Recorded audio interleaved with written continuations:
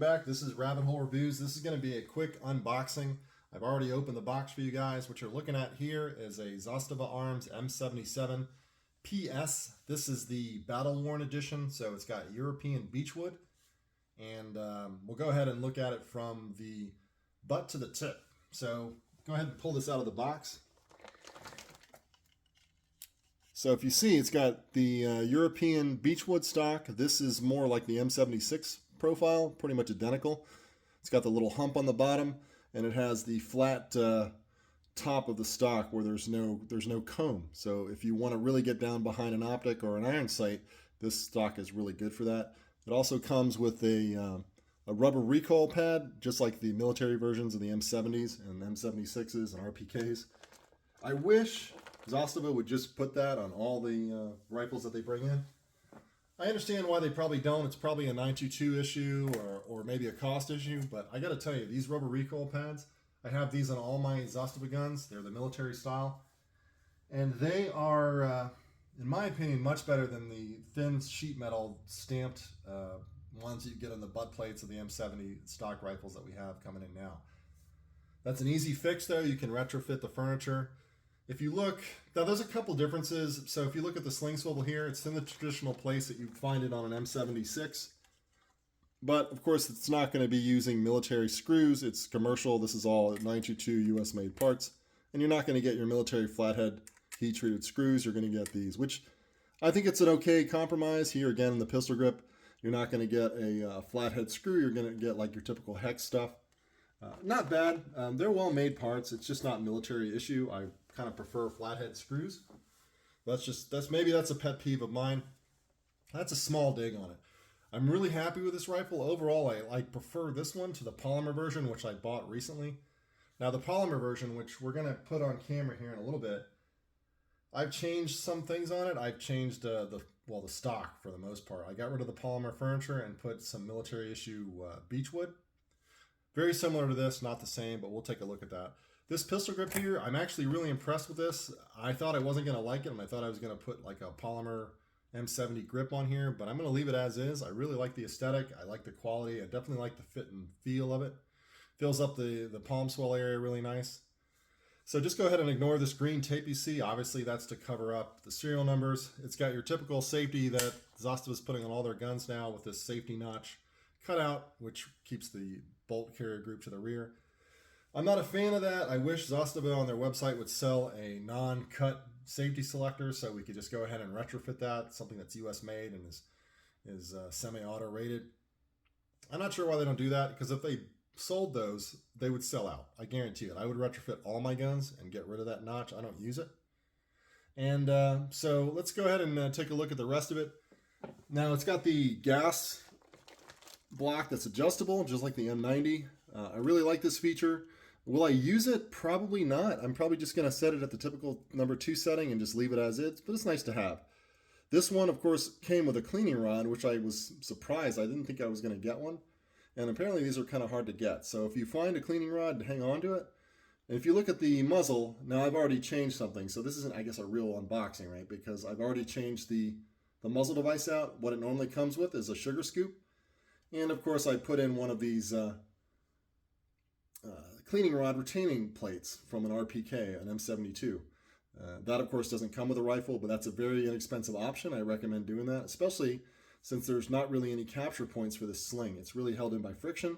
There's no loops down here to retain it, like on a typical RPK or an AK, so you don't have that option. So these, if you put a cleaning rod on a rifle like this, you definitely want to have that cleaning rod retaining plate. I like these flash hiders. I prefer these over the sugar scoops and the muzzle nuts. These are about $20 from Damage Industries. They're US made parts, so you don't have to worry about compliance issues. This is a perfect balance between size, weight, and price. It has just enough flash mitigation to get the job done, but it's not long and making the rifle ungainly. You're already looking at a 19.75 inch barrel. You don't want to put a 3-inch flash hider on this. I don't think it's necessary, like one of those Dragunov or Tabuk style flash hiders. I think it's overkill for a gun like this. You want to keep it light and keep it short. And so let's take a look at some of the specs that Zastava says this rifle has.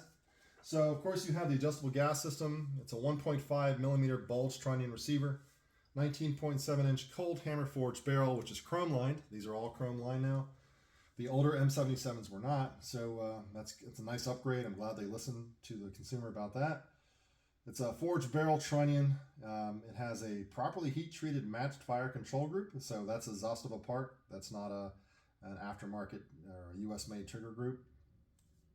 Corrosion-resistant hard nickel moly steel bolt carrier, properly heat-treated.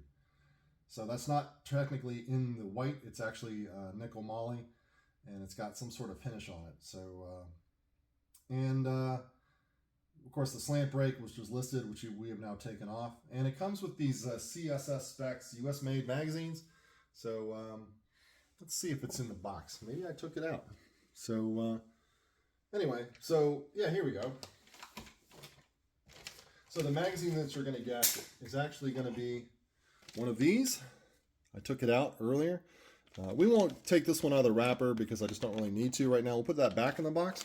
But what I will do is show you a fully loaded CSS spec magazine out of the wrap.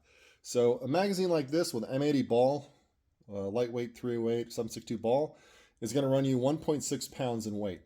And what they don't list on their specs is the weight of the rifle without any optics. So as this rifle sits, as you look at it here, it's 8.5 pounds with 1.6 pounds with a loaded magazine without optics or mount. So you're looking at basically a 10-pound rifle loaded. So not particularly light, but you kind of need that heft. You're firing a full power, 7.62 NATO cartridge. So I don't really mind the weight. That comes with the territory. You don't want a 6.5 pound 308. It's just going to be brutal. And then of course you can put things like flash hider or correction muzzle brakes, and you can adjust the gas system and put like a recoil buffer behind the spring if you want to control some of the recoil. So these really don't shoot that badly. Let me go ahead and pull the other M77 I have. We'll go ahead and swap that real quick just so you can see what you're working with. Try to keep this video short, but it never really works out that way. I kind of ramble on. That's what happens when you don't have a script. So here's the other M77. This was a polymer version gun before, and I've since retrofitted it with some Zastava military wood furniture. Now, one thing I had to do on these is I had to retrofit the buttstock a little bit because they don't come with a sling swivel normally, because the regular M70s have their sling swivel mounted on the receiver. So if you want to have a sling attachment, you have to do what I did and take a sling swivel and mount it to the side. So I went ahead and retrofitted the sling. Obviously, it's not a military issue sling. This is your mag pull. And I used the sling mounting interface, which lines up perfectly with the sling loop. This is from a military issue sling. So I cut the old sling off, used the sling loop mount, and put a proper high quality sling on here. This one has another Damage Industries muzzle brake. This one's probably just going to be set up with a red dot, or I might just keep it irons. This is definitely cuts down quite a bit on the recoil, and it's threaded, so you can put suppressors on other different devices on it. So this one doesn't have a cleaning rod, unfortunately. If I could find one, I would probably put one on here as well. But that's how this one's set up. And you have an AK master mount,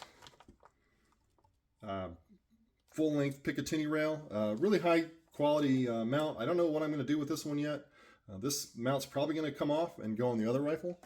So let me go ahead and yank this one off and put the other rifle back on screen. So let me know what you guys think in the comments of rifles like these. Some of you guys that have, maybe M14 or M1A fatigue or AR-10 fatigue, or just you've got 308 battle rifles and you're getting tired of it, so you want something different. I like these. I think for the $1,300 price range, they're a good buy. If they would cost as much as M1As, I probably wouldn't buy this, but I think it's a good alternative. The fact that we have magazines that are readily available and they're all steel and they're US made, that's a big plus. You don't have to worry about rigging different magazines, turning M14 magazines into this. That'll work. I wish, and of course they're never going to do this, I wish Zastava would come out with this rifle in 7.92 or 8mm Mauser, but I know they're not going to do that. That's just something on my personal wish list. Even better if they came out with a milled receiver version and an 8mm Mauser, kind of mimicking the M76. Of course, they've destroyed the tooling for that, from what I understand, so that's never going to happen. But they could probably make this in 308 or 7.92 or 8mm Mauser pretty easily.